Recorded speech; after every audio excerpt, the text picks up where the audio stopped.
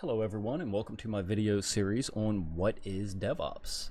My name is Jay and I'm going to be trying to break this kind of complicated concept down into some easy to understand terms so that we can understand why exactly DevOps is such a big buzzword in IT these days, and hopefully explain some of the benefits of why it's used.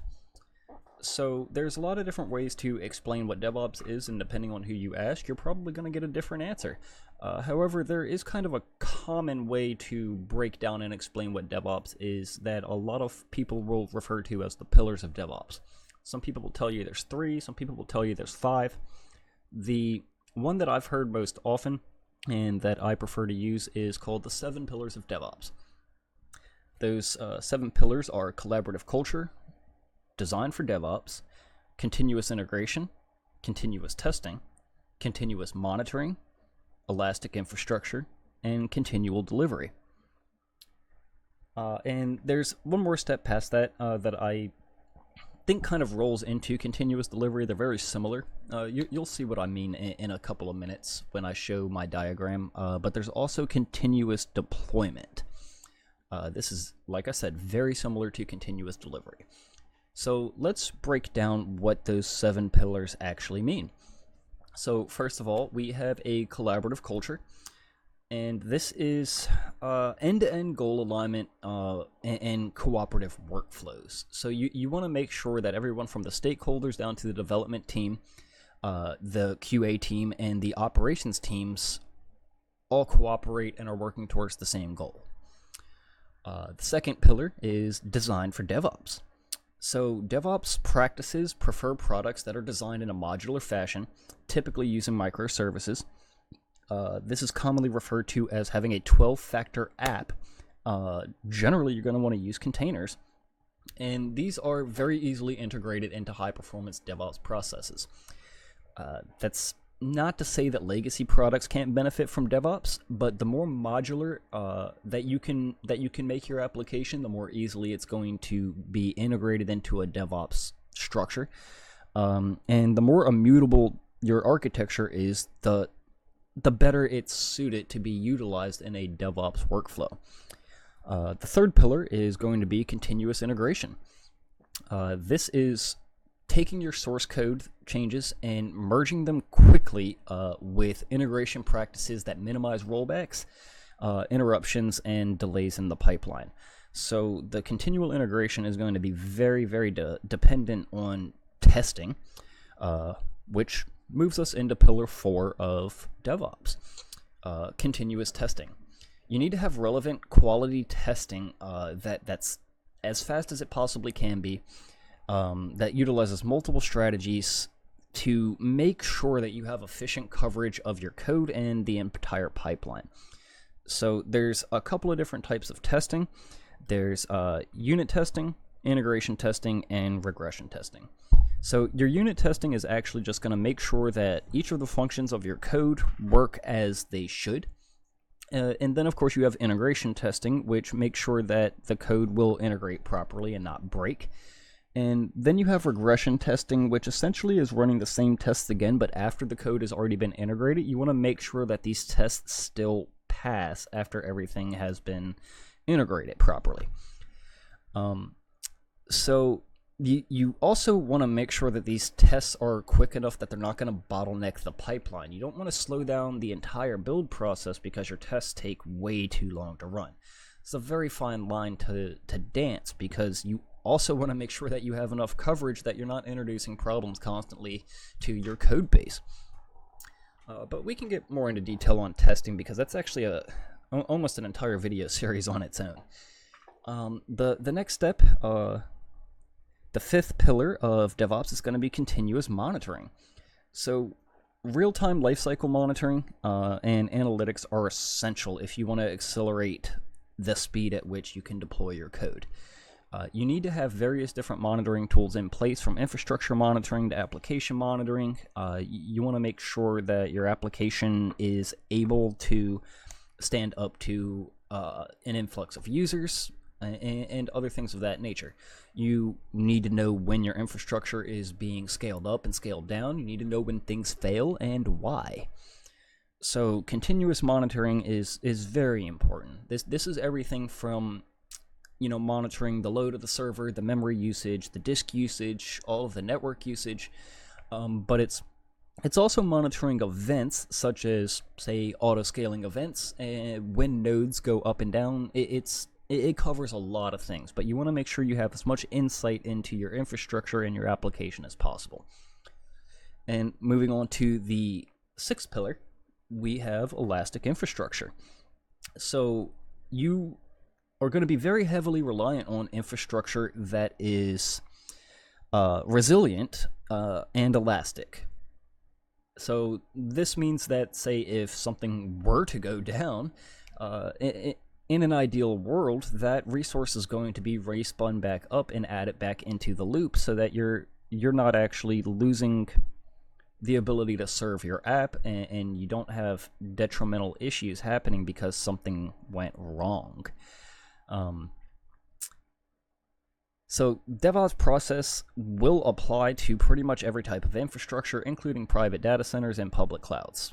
Bare metal system, virtualized systems, containerized systems, everything. The ability to have elastic infrastructure is very important. So you always want to have the ability to scale out, scale back in, to properly leverage DevOps practices. And then, of course, we move into the seventh pillar, which is continuous delivery.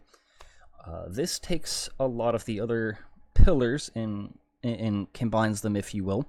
But it's essentially, you want to make sure that you have a modular delivery package.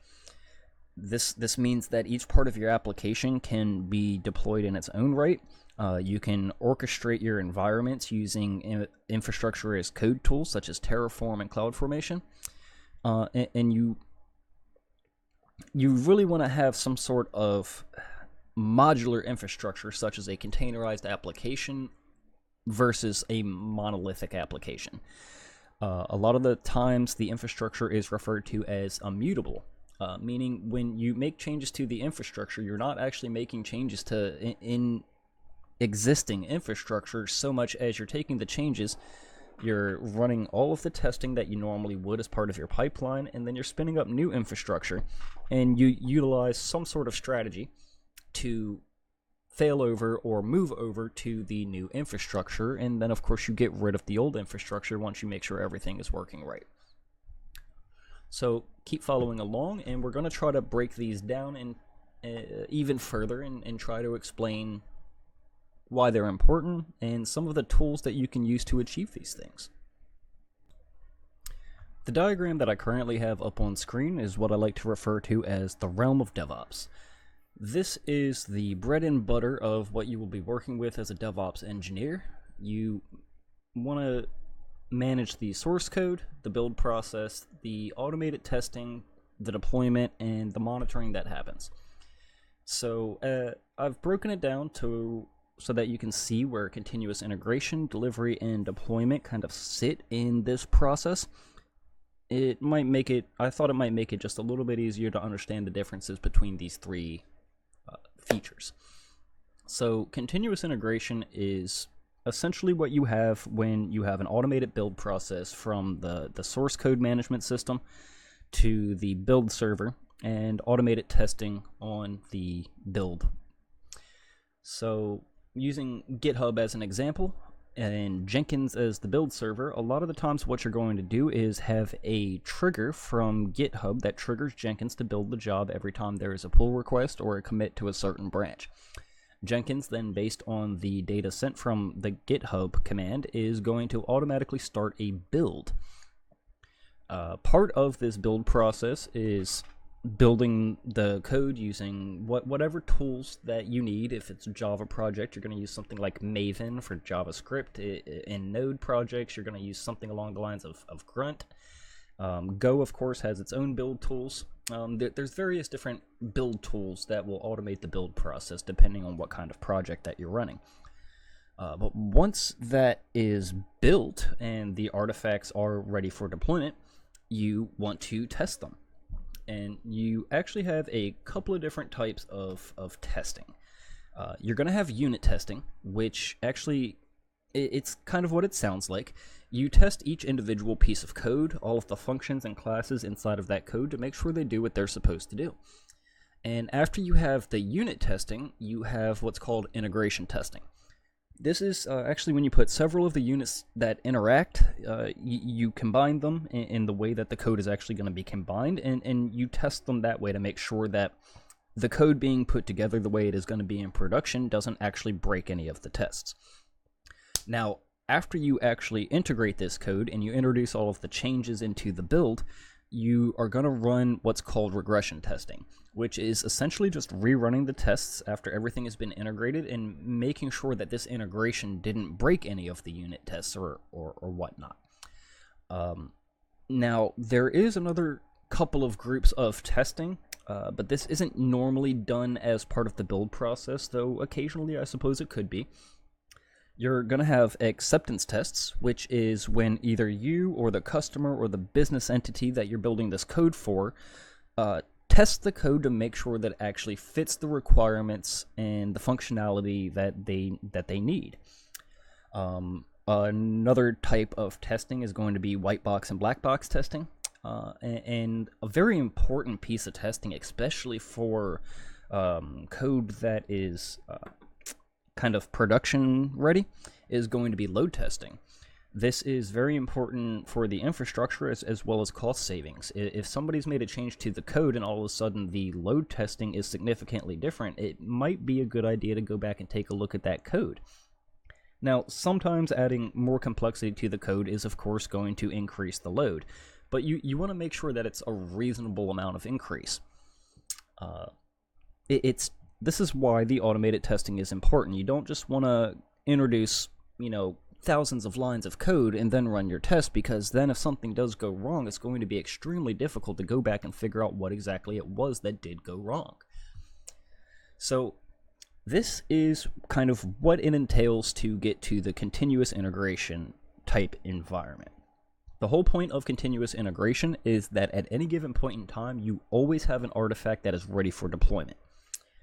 Now, moving into the next step up from that is continuous delivery.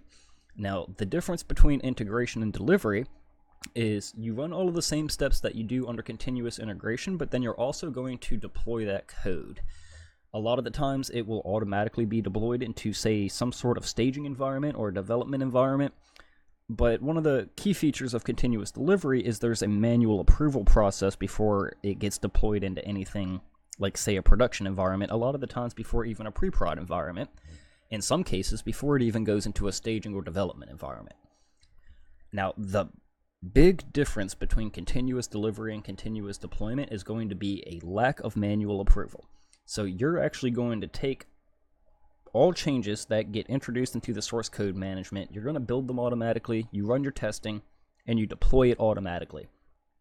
This is very, very important to have extremely adept tests and monitoring. This includes a very strong amount of test coverage. You want to make sure you're covering as many use cases as you possibly can in your testing, because one of the worst things that can happen is you run a deployment and your customers actually find that a feature got broke by a code change and you weren't aware of it. At that point, you're kind of scrambling and you have to go back and figure out what exactly got broke, what you need to roll back, and this can be difficult. So one of the main features that is important in this sort of pipeline is to try to fail as early as possible. So you want to write your test in such a way that they will catch issues with the code as early in the process as possible, because the longer you go during this process, the more time is wasted. So there's a lot of different ways to do that we're going to get into. But let's kind of break down some of the tools that you can use inside of these realms. So for the source code management, there are a couple of different types of tools that you can use. One of the most popular is going to be GitHub. An enterprise version is GitLab, and of course you have enterprise versions as well. And there is a suite of tools that Atlassian releases for businesses to use. It includes a bunch of things, but the source control management is called Bitbucket, also known as Stash. All of these tools function very similarly, and of course there is AWS Code Commit. AWS at this point is trying to get into nearly every part of this process. They have a tool for every part of the DevOps process so far. And code commit is what they use as their source control management. This integrates very closely with the rest of their tools. Specifically, say, moving on to the build process. The AWS code tool that is going to build the code is called code build. This can easily be triggered from a number of different things. You can use the Git hooks that I mentioned earlier to trigger a build. Now, another tool that I believe I've mentioned is called Jenkins. This is one of the most popular CI servers on the market today. Almost everybody is going to have some sort of familiarity with Jenkins if they've worked with DevOps processes before. And mentioning Atlassian again, one of the tools that they have is Bamboo. This is their version of a build server. Now, the testing is going to happen inside of these build servers. You generally want to have these tests ran as part of the build process, either after the artifacts are built, depending on what style of test you're running, but it's most of the time going to happen inside of the build server. So moving on to deploy, AWS also has a tool for the deployment of your code, and uniquely, it's called Code Deploy, AWS Code Deploy. Just as with all of the other AWS products, this does integrate very, very tightly with the rest of their tools. It's pretty easy to take triggers from the previous processes and trigger Code Deploy to do its job. Other sorts of deployment mechanisms that you can use are Ansible, SaltStack, and some people use Puppet and Chef. It really depends on what you're doing. If what you're building is going to be infrastructure as code, you're going to want to use a tool such as CloudFormation, which is AWS's infrastructure as code tool. And the other tool that is very popular for this sort of infrastructure as code work is going to be called Terraform. Now, there are a number of different tools out there, but these are the two most popular. In my experience, they're the two tools that almost everybody uses. You're not going to come across very many other tools in the wild, in my opinion. And then, of course, you want to move into your monitoring. There's a lot of different tools for monitoring. Let's start with the AWS tool. There's CloudWatch, and there's also CloudTrail. CloudWatch is how you monitor the infrastructure and kind of how the application is running. CloudTrail is more going to be the monitoring of the audit logs, infrastructure changes, and API requests that people make, things like that. Both are very, very important. Some other tools of monitoring your infrastructure, one of the older tools that a lot of people are probably very familiar with is called Nagios. Nagios is kind of a modular monitoring system where you can write different sorts of dashboards to monitor pretty much anything you want. It is a little bit more complex to set up than some of the other tools. However, it's an extremely popular tool. There's no shortage of administrators that know how to run it and how to read it. Overall, very popular tool. Very good tool. Another one is Prometheus. This is a very popular monitoring tool to use, especially in Kubernetes environments. And New Relic is another monitoring tool that a lot of people like to use. This is a web-based tool that can be easily configured to monitor various different types of infrastructure. This is by no means a comprehensive list. There are a lot of other tools that could be used to get these processes done. But these are some of the more popular tools, some of the tools that I'm most familiar with working with and you see very often.